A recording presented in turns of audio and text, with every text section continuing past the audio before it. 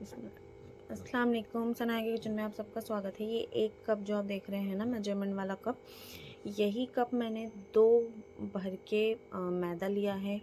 इससे छोटा एक कप आता है, उस कप में मैंने मतलब आधा कप समझ लीजिए, आधा कप नारियल घिसा हुआ जो होता है ना, वो लिया है।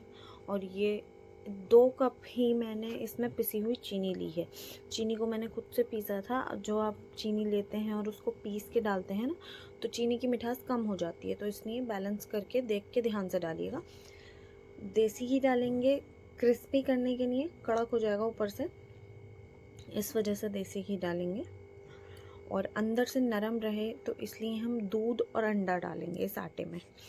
तो समझ तो आ गया होगा कि क्या बना रहे हैं। फिर मैं बता देती हूँ। हम मीठी वाली पूरियाँ जो आती हैं ना, जो हमने पहले रेसिपी एक दी थी, तो उसमें हमने कुकी कटर से अलग अलग शेप्स में काटे थे, लेकिन उसको हमने बनाया था बिना मैदे के। उसमें हमने डाला था आपका मक्के का आटा, कॉर्नफ्लोर और जो हमारा व्हीट फ्लोर होता है, मतलब गेहूं का आटा, उन 2 आटों को मिलाकर उससे गूंदा था। इसमें हमने घिसा हुआ नारियल, अंडा, दूध से गूंदेंगे और मैदे में बनाया है। जैसे कि पूरियाँ बनती हैं मैदे के साथ, मैदे में, तो वैसे ही बनाई हैं ये हमने। अच्छे से गूंद लेना है, ज़्यादा सॉफ्ट और हार्ड नहीं करना है। इतना करना है कि आप इसको बेल सकें,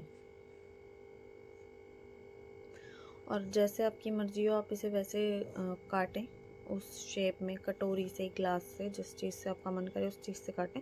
मेरे पास कुकी कटर है, इसलिए मैंने कुकी कटर से ही काटी, तो मेरी थोड़ी ज़्यादा छोटी छोटी सी हैं। देसी घी और अंडा डाल लिया है। अंडे से सॉफ्ट रहेगी, देसी घी से ऊपर का जो इसकी परत होगी, जो ऊपर की लेयर होगी, वो क्रिस्प हो जाएगी बहुत अच्छे से। अब हम इसको गरम दूध के साथ गूंदेंगे। ये देखिए धुएं दिखे, इतना भी गरम नहीं है कि हाथ जले, मगर गरम होना चाहिए। इसको अच्छे से गूंद लीजिए, और आपको लगे कि ये ज़्यादा पतला सा हो गया तो थोड़ा सा मैदा मिला लेना। अब ये गूंद चुका है। आप ऐसे भी कच्चे आटे को चख सकते हो चीनी के लिए, नहीं तो एक छोटी सी पूरी बना लो पहले और उसको चख लो। चीनी अगर कम लग रही है तो इसमें आप, क्योंकि पिसी हुई है, तो आप इसको आराम से मिला सकते हो, और थोड़ा सा आप इसमें और अच्छे से गूंद लेना। चीनी ही पानी छोड़ेगी, तो आपको दूध या अंडा दोबारा डालने की ज़रूरत नहीं है, वरना फिर आप संभाल नहीं पाएंगे, इतनी सॉफ्ट हो जाएंगी। ये देखिए छोटा वाला कुकी कटर है, ये मैंने देसी घी डाल दिया मेल्ट करने के लिए। बनाएंगे भी हम देसी घी में ही, जितनी जितनी ज़रूरत पड़ेगी उतना उतना हम और घी ऐड करते जाएंगे बाद में। ये थोड़ा सा मैंने देसी घी लेके और बेलन चकला दोनों पे डाल लिया है। अब आटा इस पे चिपकेगा नहीं, और हमें सूखा आटा लेने की भी ज़रूरत नहीं पड़ेगी।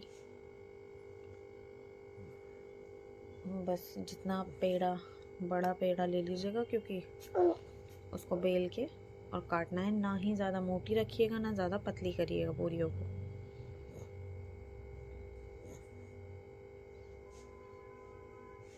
अब इसको अच्छे से बेल लीजिए।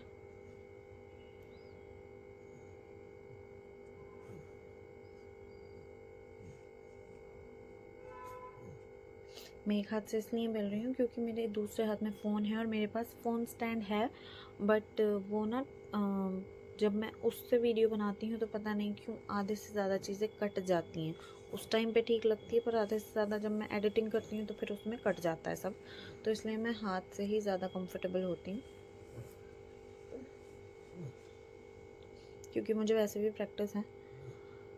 सादान जब छोटे थे तो उनको गोद में लेके करना पड़ता था, और सरवा भी कभी कभार आ जाती है गोद में, तो एक हाथ से आराम से सारा काम हो सकता है। ये देखिए अब इसको हम काट लेंगे। आप चाहें तो कटोरी से काट लीजिए। मेरे हाथ में देसी घी था ना, तो वही मैंने इस पर रब कर दिया चारों तरफ से। ये छोटी छोटी सी कुकीज़ कट रही हैं। आप कटोरी से काट सकते हैं, बच्चों की जो छोटी कटोरियाँ आती हैं वो इससे तो बड़ी होती हैं, ग्लास से काट सकते हैं। या अगर आपके पास है कुछ ऐसा जिससे कि थोड़ा बड़ा कट सके तो आप उससे काट लीजिए, वरना अपने अंदाजे से काट लीजिए आप। अल्हम्दुलिल्लाह बहुत ही टेस्टी हो गई थी ये, और गरम गरम तो कुछ ज़्यादा ही अच्छी लग रही थी।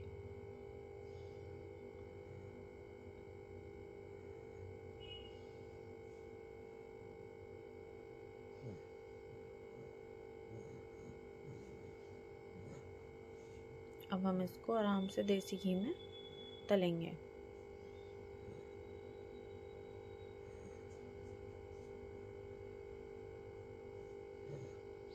अभी जब हमने ये देसी घी में डाली है ना, तो जब ये हल्की हल्की सी नीचे से हो जाएंगी तो ऊपर वाला हिस्सा ऐसे लगेगा जैसे क्रैक आ गए, जैसे टूट गए। तो उस टाइम पे बिल्कुल मत छूना, क्योंकि छूओगे तो सच में टूट जाएगी, क्योंकि तो सॉफ्ट बहुत है ना। तो उस टाइम पे बिल्कुल मत टच करना। जब आपको लगे कि पिछला हिस्सा जो जो तवे जो कढ़ाई में पड़ा है नीचे, वो हिस्सा हो चुका है, तब आप इसको आराम आराम से पलट देना, ताकि दूसरी साइड से भी ये तला जा सके।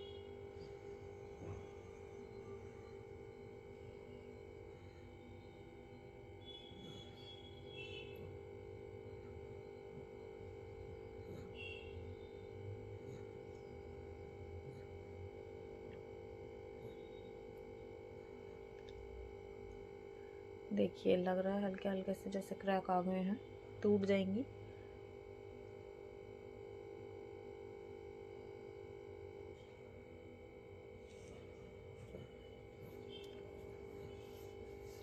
हल्का हल्का देसी घी कह रही हूँ, हल्का हल्का तेल इनके ऊपर ना डालते रहिएगा, जिससे कि ऊपर का हिस्सा भी थोड़ा थोड़ा सा हार्ड होने लगे, सूखने लगे, पकने लगे।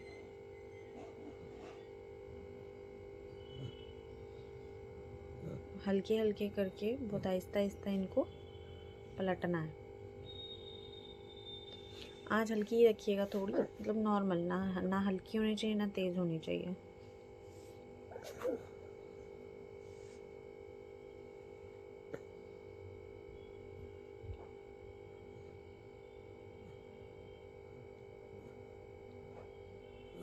ये देखिए चेंज हो गया है इनका कलर, और हमने पलट दी थी बहुत हल्के हल्के से करके।